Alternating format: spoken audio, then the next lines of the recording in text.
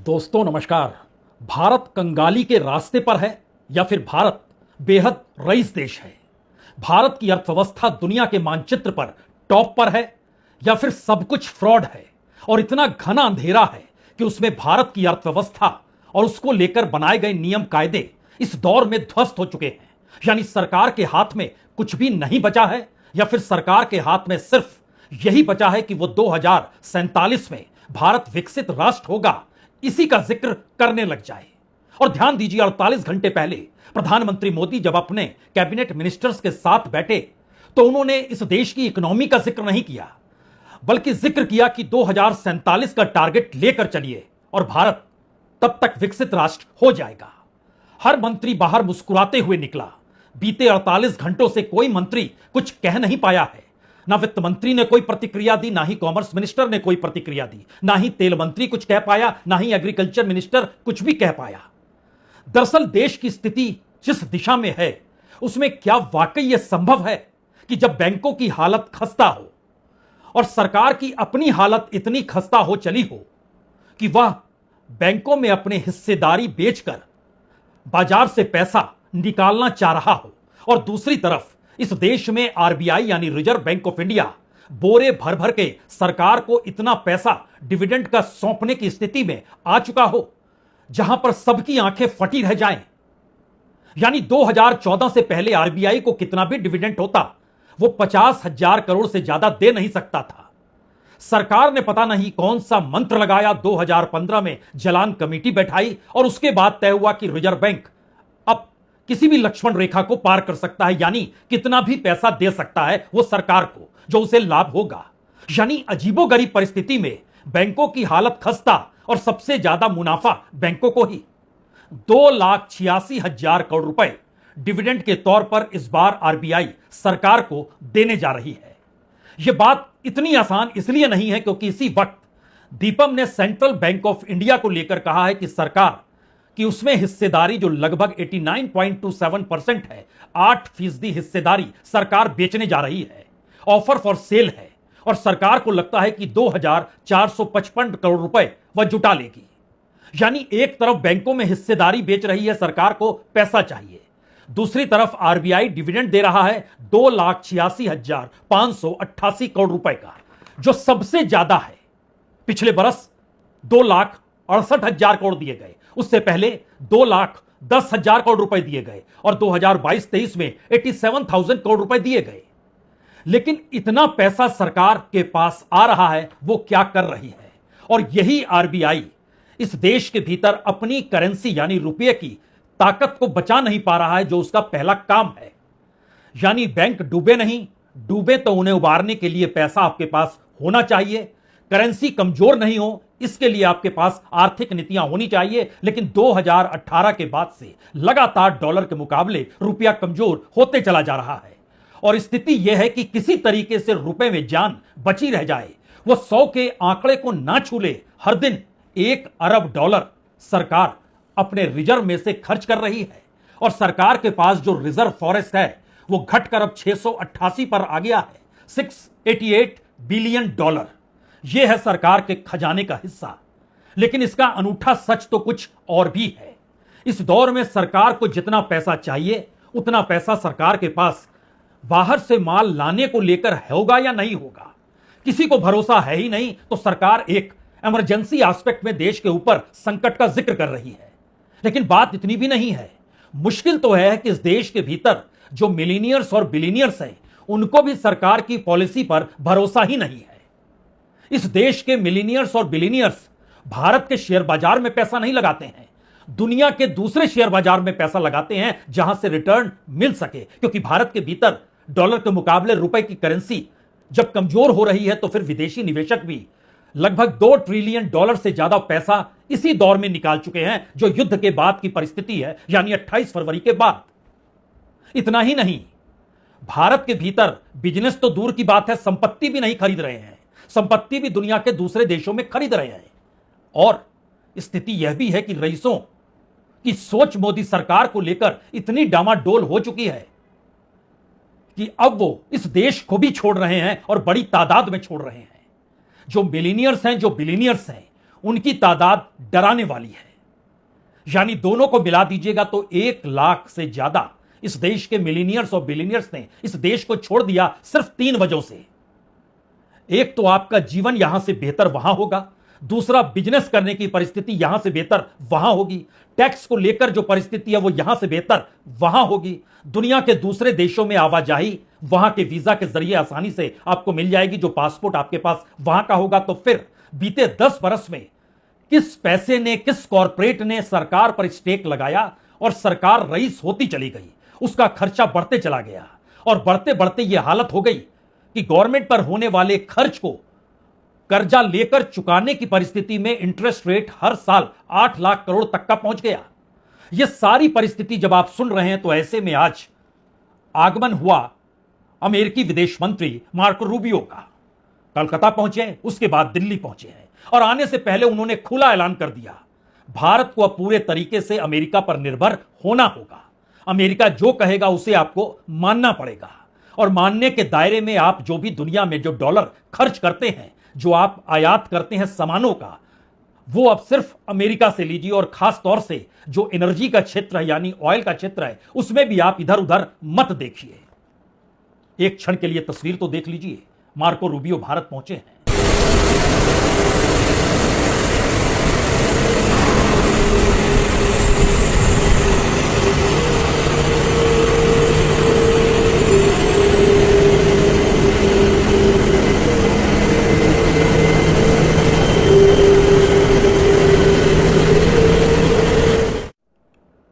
अमेरिकी विदेश मंत्री मार्को रूबियो जब वाशिंगटन से उड़े और मियामी पहुंचे और फिर उन्हें भारत आना था, तो इस बीच में ही उन्होंने कह दिया कि भारत और अमेरिका एक अहम सहयोगी और साझेदार हैं।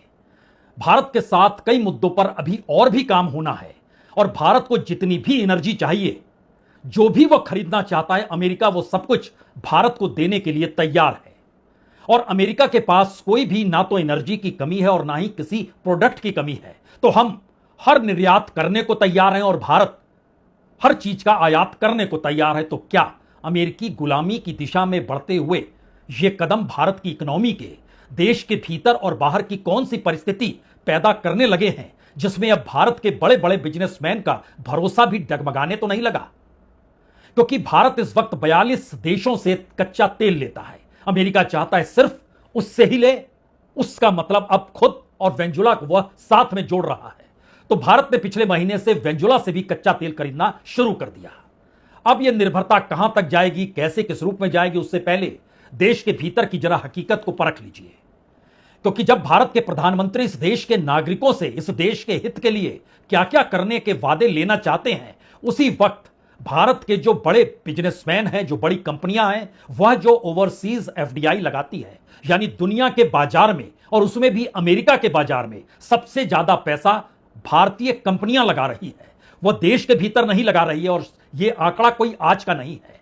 अगर आप पिछले फाइनेंशियल ईयर को देखें 2025-26 में, तो 33.29 बिलियन डॉलर यानी 3 लाख करोड़ से ज्यादा भारत की कंपनियों ने दुनिया के दूसरे बाजार में अपनी एफडीआई लगा डाली।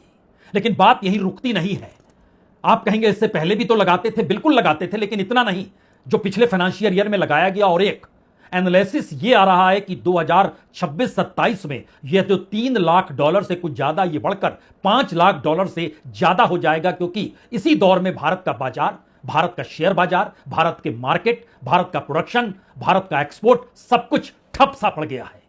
यह आंकड़ा दुगना हो जाएगा। 2024 में यह आंकड़ा सिर्फ 2,70,000 करोड़ का था, उससे पहले यह 1.5 लाख करोड़ का था, बढ़ते बढ़ते 3 लाख करोड़ पार कर गया।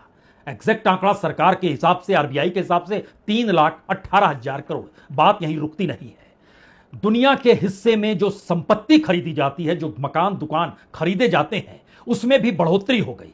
और बढ़ोतरी का मतलब यह है कि कल तक यानी पिछले बरस तक 3,000 करोड़ रुपए की प्रॉपर्टी भारत के लोग खरीद रहे थे, बड़े बिजनेसमैन ही। इस बार वो बढ़कर 5,000 करोड़ पार कर गया। जो शेयर बाजार में यहां पैसा लगता है, लेकिन दुनिया के शेयर बाजार में भी भारत के बिजनेसमैन पीछे नहीं रहते हैं पैसा लगाने में। 2025 में अगर उन्होंने 1.7 बिलियन डॉलर लगाया, यानी लगभग 16,000 करोड़ रुपए, तो इस बरस उन्होंने $2.7 बिलियन लगा दिया, यानी 35,000 करोड़ रुपए उन्होंने बाहर लगा दिए। क्या यह मैसेज सिर्फ इतना भर है? जी नहीं। इस दौर का सबसे बड़ा संकट तो यह है कि इस देश को छोड़ने वाले लोगों के जहन में जो 4 सवाल हैं, उन चारों सवालों का जवाब भारत सरकार के पास नहीं है। यानी जिस नेक्सस का हम लोग जिक्र करते हैं कि कॉर्पोरेट और सत्ता का नेक्सस, तो उस नेक्सस का मतलब यह है कि देश की संपत्ति कॉर्पोरेट के हवाले कीजिए, कॉर्पोरेट मुनाफा बनाएगा, उसके बाद जो पैसा उसे फालतू होगा वो पॉलिटिकल फंडिंग कर देगा, सरकार भी खुश, कॉर्पोरेट भी खुश, जनता पर बोझ। यानी जनता पर बोझ, तो जनता पर बोझ का मतलब क्या? सरकार का लाभ, कॉर्पोरेट का लाभ। अब पहली बार कॉर्पोरेट को समझ में आया कि दरअसल यहां के पास तो लोगों की बाइंग कैपेसिटी ही खत्म हो रही है। तेल की कीमत बढ़ जाएगी तो तेल नहीं खरीद पाएंगे, महंगाई बढ़ जाएगी तो सामान नहीं खरीद पाएंगे, तो हम खुद कहां टिके? बड़ी तादाद में लिविंग स्टैंडर्ड्स को लेकर, बिजनेस यानी धंधे को लेकर, टैक्स की परिस्थिति को लेकर, जो दुनिया भर में घूम सकते हैं और बेहतर तरीके से इन्वेस्टमेंट कर सकते हैं, इसको लेकर 3,500 से ज्यादा मिलीनियर्स ने भारत को छोड़ दिया। हम इसी साल का जिक्र कर रहे हैं, कोई पुराने साल का जिक्र नहीं कर रहे हैं, क्योंकि अगर आप हाई नेटवर्थ के दायरे में आइएगा 10 बरस में तो 23,000 लोग, और अगर आप मिलीनियर्स को दायरे में लाइएगा तो 43,400 और लोग, यानी सब मिला दीजिएगा तो तकरीबन 64,000 से ज्यादा जो बिलियनियर्स, मिलीनियर्स, हाई नेटवर्थ वाले लोग हैं वो देश छोड़कर चले गए। अब इसीलिए आरबीआई का सवाल आता है कि आरबीआई को इतना मुनाफा अगर हो रहा है तो सरकार को चाहिए कि जनता को राहत दे। जनता को तो वो राहत दे नहीं पा रही है, क्योंकि इस दौर में जो कीमतें बढ़ रही हैं वो बार बार दुनिया के उस संकट की दिशा में ले जा रही है कि देखिए, डॉलर के मुकाबले रुपया इसलिए गिर रहा है क्योंकि अंतर्राष्ट्रीय बाजार में कीमतें बढ़ रही हैं, तो हमें डॉलर में चुकाना पड़ रहा है। और हम जो डॉलर में चुका रहे हैं उसमें सरकार ने जितना डॉलर अपने खजाने से निकालकर रुपए की कीमत को बरकरार रखने पर लगा दिया, वह भी एक हैरत अंगेज स्थिति है। लेकिन हमें लगता है उससे पहले जब हम इस सरकार का जिक्र कर रहे हैं तो याद कीजिए मनमोहन सिंह सरकार, $140 प्रति बैरल तेल गया था, लेकिन तेल की कीमत भारत की जनता पर उसका बोझ नहीं पड़ा था। संयोग से $140 प्रति बैरल तेल अभी भी नहीं गया है। और मोदी सरकार जब 2014 में आई, उसके बाद से लेकर एवरेज तेल की कीमत जो अंतर्राष्ट्रीय बाजार में थी वो 50, 60, 70, 72, इसके ज्यादा नहीं बढ़ पाई। इतने ही डॉलर के हिसाब से तेल बिकता रहा, लेकिन जनता पर बोझ बरकरार रहा। आज पहली बार या कहीं अरसे बाद कांग्रेस के राजीव गौड़ा निकल कर आए और बताने लगे ये सरकार खुद पैसा कमा रही है, क्या कर रही है पता नहीं, लेकिन जनता पर बोझ डालेगी ये कहकर, यही राष्ट्रहित है और अंतर्राष्ट्रीय दबाव है। Under Dr. Manmohan Singh, during the UPA years, the price of a barrel of crude oil was more than $140, usually above $100 a barrel. And the UPA put in a huge amount of effort to shield the people of India from the adverse impacts on prices by providing subsidies. Now, when Modi Sarkar came, the price of crude oil had dropped dramatically. But I will ask every one of you who is watching this, did you see a change in the price of petrol at the petrol bunk? No, absolutely not. Why? Because continuously Modi Sarkar kept increasing excise duty, surcharge, other kinds of taxes to make sure that they were able to draw a lot of excessive revenue. मसला इतना भर नहीं है, मसला तो इसके आगे का है, क्योंकि अंतर्राष्ट्रीय बाजार में जो तेल की कीमत बढ़ती है तो दुनिया के हर देश में तेल की कीमत बढ़ा दी जाती है, लेकिन जब वो कम होती है तो फिर तेल की कीमत जनता को भी कम कीमत पर मिलती है। यहां कोई मनमोहन सिंह के काल और मोदी काल के बीच तुलना थोड़ी देर के लिए छोड़ दीजिए और बीते 10 दिनों की कहानी समझ लीजिए। जब सरकार ने 3 रुपए तेल की कीमत बढ़ाई पेट्रोल और डीजल पर, उस दिन बाजार में कीमत $112 प्रति बैरल तक पहुंच गया था। मामला तो चिंता का विषय तो था, लेकिन उसके बाद ₹1 या 90 पैसा फिर बढ़ाया गया। उस दिन कच्चे तेल की कीमत अंतर्राष्ट्रीय बाजार में $104 के नीचे आ गई और आज फिर बढ़ा दिया गया 80-90 पैसे। आज फिर तेल की कीमत और कम हो गई। यानी सरकार का अपना जो बजट है उसमें कोई कमजोरी नहीं होनी चाहिए, उसमें रईसी कम होनी नहीं चाहिए। क्या यही वो अंतर्राष्ट्रीय पॉलिसी है? क्योंकि रिजर्व बैंक अगर डिविडेंड 2,86,000 करोड़ रुपए सरकार को दे रहा है और दूसरी तरफ बैंकों की हालत इतनी खस्ता है कि उनके पास अब कैश की कमी है, वह लोन देने को तैयार नहीं है, लोन देंगे तो उन्हें लगता है पैसा लौट नहीं पाएगा। इस देश के भीतर सबसे ज्यादा कर्ज लेने के लिए इंडिविजुअल लेवल पर प्रयास किए गए और उसमें पैसे नहीं लौटे। जो कॉरपोरेट और बड़े बिजनेसमैन को पैसा दिया गया उसमें 72% पैसा लौटा ही नहीं। सरकार ने लगभग 68% कॉरपोरेट और बिजनेसमैन का पैसा रिटर्न ऑफ कर दिया, माफ कर दिया एक लिहाज से, और बैलेंस बना रहे बैंक के भीतर में, उसकी बुक ठीक ठाक रहे, इसकी व्यवस्था कर दी। लेकिन जब यह बात आई कि सेंट्रल बैंक ऑफ इंडिया के अब 8% आप बेचने जा रहे हैं, तो अगला सवाल फिर उठा और दीपम की तरफ से यह सफाई आई कि दरअसल यह पैसा सरकार को चाहिए। एक तरफ पैसा ही पैसा, दूसरी तरफ जुगाड़ भी करना है।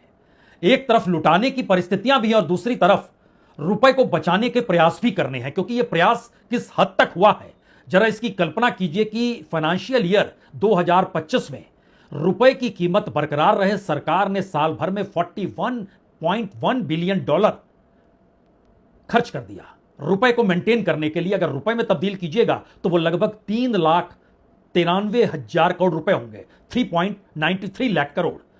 और पिछले फाइनेंशियल ईयर में उसने $53.1 बिलियन निकाले, यानी रुपए में 5,08,000 करोड़ रुपए ये निकाले गए।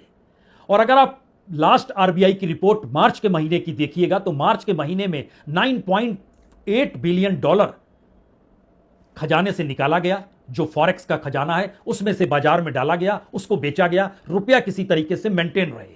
और यह मेंटेन होने की स्थिति यह थी कि उस समय यानी 93,786 करोड़ रुपीस यह पैसा बेच दिया गया था डॉलर का। आज की तारीख में $688 बिलियन बचा हुआ है सरकार के खजाने में। और जितनी बड़ी तादाद में तेल बाहर से लाया जाता है, सोना बाहर से आता है, खाने का तेल जो बाहर से लाते हैं, जो इंजीनियरिंग का सामान लेकर आते हैं, अगर उसमें अब पैसा लगाने लग जाएं और एक्सपोर्ट के जरिए सरकार के पास पैसा डॉलर आ ही ना रहा हो, तो एक झटके में भारत का फॉरेक्स का खजाना कंगाल हो जाएगा। और इसीलिए सरकार के हाथ पांव फूले हुए हैं कि तब क्या बचेगा। इस पूरे कालखंड में सबसे ज्यादा पैसा या सबसे ज्यादा डॉलर रुपए को बचाने के लिए जो लगाया गया वो नवंबर 2024 था। आप कल्पना कर सकते हैं, एक महीने में लगभग 2 लाख करोड़ रुपए के डॉलर यानी $20.2 बिलियन बाजार में डाल दिए गए। दूसरी बार अक्टूबर 2025 में यही स्थिति आई।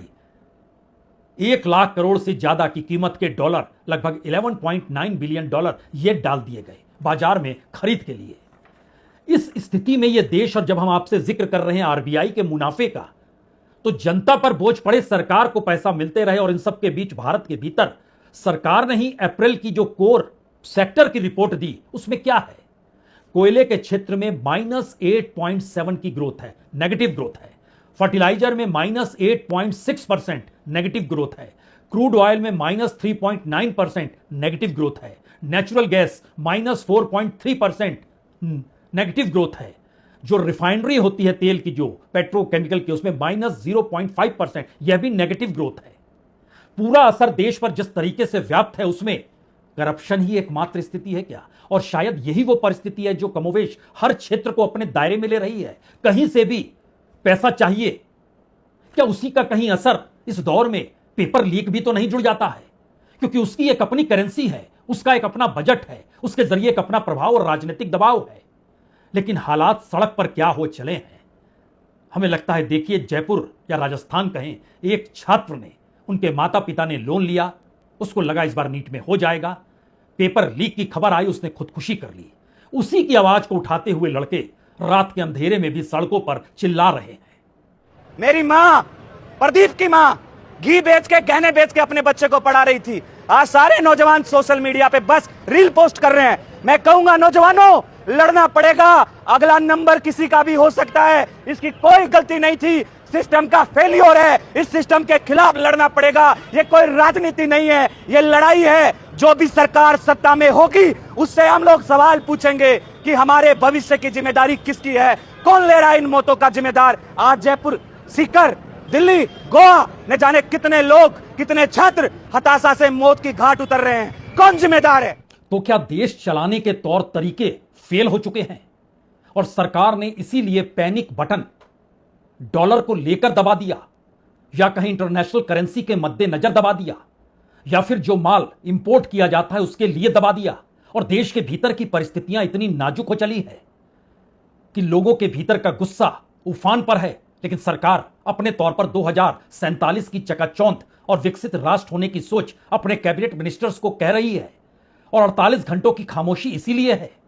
दरअसल इस पैनिक बटन की वजह सरकार के भीतर है क्या, इसको इस रूप में भी समझ लीजिए कि वाकई विदेशी मुद्रा अगर नहीं बचेगी तो इसके बाद भारत कर्ज लेकर सामान दुनिया के बाजार से ला पाएगा। एक क्षण के लिए सोचिए कि 6 चीजें, सिर्फ 6 चीजें अगर इस देश में ना मंगाई जाए, उसमें तेल है यानी ऑयल यानी एनर्जी, उसमें गोल्ड है, उसमें सिल्वर है, उसमें मिनरल्स हैं यानी उर्वरक है, उसमें इलेक्ट्रॉनिक गुड्स है और उसमें टेक्नोलॉजी से जुड़ी मशीनरीज भी है। इन 6 की जो आयात होती है उसकी कुल संख्या जो हमको दुनिया के बाजार में पेमेंट करना होता है वो 513 बिलियन डॉलर है। ऑयल सबसे ज्यादा, ये पिछले साल का आंकड़ा है, इस साल क्या होगा कोई नहीं जानता है। पिछले साल तक तेल पर 174 बिलियन डॉलर दिए गए, गोल्ड पर 72 बिलियन डॉलर दिए गए, सिल्वर पर 12 बिलियन डॉलर दिए गए, मिनरल्स पर 77 बिलियन डॉलर दिए गए, इलेक्ट्रॉनिक गुड्स पर 116 बिलियन डॉलर दिए गए, मशीनरी पर 62 बिलियन डॉलर दिए गए। भारत के खजाने में 688 बिलियन डॉलर बचा हुआ है। और ये 513 बिलियन डॉलर का जो पिछली बार सामान आया था, इस वक्त हमारी टीम ने जब उस पर काम किया तो अंतर्राष्ट्रीय बाजार में इतना ही माल अगर मंगाया जाए तो वो 513 बिलियन डॉलर बढ़कर 700 बिलियन डॉलर पार कर जाएगा, जो हमारे खजाने में भी नहीं है। तो पैनिक बटन इसलिए दबा है कि पिछले साल जितना माल अगर हम बुला लें बाजार से और हमारे पास एक्सपोर्ट जो लगातार कम हो रहा है तो डॉलर आ नहीं रहा है, तो हमारे पास रास्ता सिवाय कंगाली के क्या बचेगा। तो देश के भीतर स्वावलंबी की सोच आए, स्वदेशी की सोच आए, राष्ट्र हित का जिक्र हो, लेकिन अपनी रईसी में कोई कमी ना आए। तो बोरे भर भर के आरबीआई डिविडेंड सरकार को दे रही है 2,86,000 करोड़ रुपए, और दूसरी तरफ बैंक की हिस्सेदारी बेचने को तैयार है सिर्फ 2,500 करोड़ के लिए। परिस्थितियां कितनी नाजुक है या पैनिक बटन इस देश का दब चुका है और जनता के भीतर कोई जवाब इसलिए नहीं है कि कहीं कोई मंच बचा ही नहीं है जहां पर यह सवाल भी खड़ा हो पाए। स्थितियां नाजुक है तो इसकी जिम्मेदारी लेगा कौन, क्योंकि जिम्मेदारी लेते वक्त तो हम 2047 देख रहे हैं और आज की तारीख में इस देश के जरिए ही उस पर जो बोझ डाला गया, उससे जो अलग अलग कमाई हुई, वो कमाई हम अपने खाते में डाल रहे हैं। यह है पूरा सिस्टम। बहुत बहुत शुक्रिया, बहुत बहुत शुक्रिया।